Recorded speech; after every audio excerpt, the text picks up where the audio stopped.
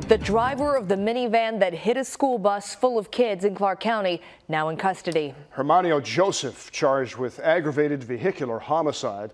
Police say he crossed the center line on State Route 41, hitting the bus, which then flipped over.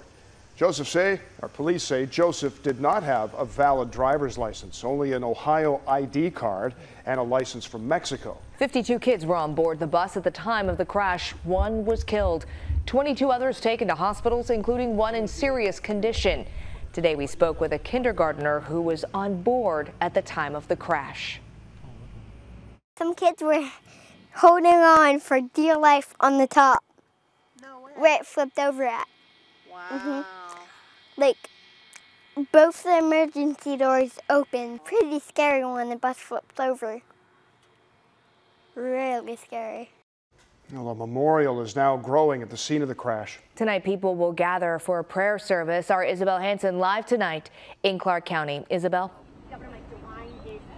Stacia and Bob, the pastor leading the prayer service, says the entire community's grieving. I spoke with him this afternoon, and he tells me he responded to the scene of the crash yesterday morning to be with families. Now hundreds of families are gathered inside this church behind me, the Lawrenceville Church of God. And here's a look at another way the community's remembering the student who died. They're adding to a memorial at the site of the crash. The pastor tells us he wants to give families and students a safe place to cry together tonight. We spoke with a mom who had 2 kids on the bus when it crashed. She calls it a parent's worst nightmare. I went over there and I truly thought that my kids were dead. I really did. And then I found my 5-year-old. It was just the worst scene you could think of. Everybody was screaming, crying, panicking, glass everywhere.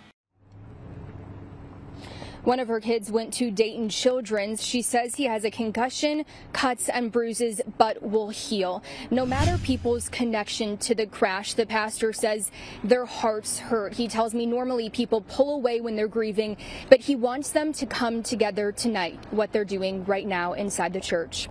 Live on your side in Clark County, I'm Isabel Hansen, ABC 6 News.